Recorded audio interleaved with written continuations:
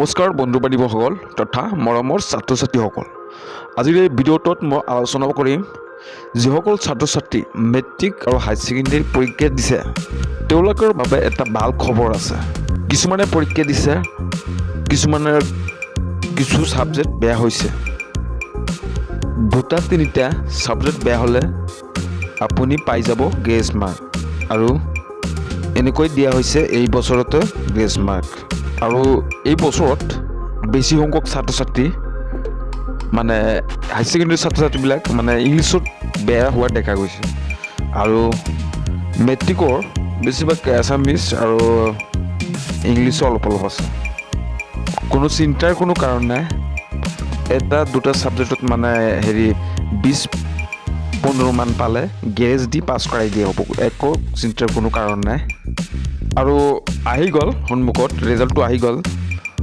20 মেত ঘোষণা কৰা হ'ব মেট্ৰিক পৰীক্ষাৰ ফলাফল আৰু এদিন বা দুদিন পিছতে ঘোষণা কৰা হ'ব হাই ছেকেণ্ডাৰী পৰীক্ষাৰ ফলাফল।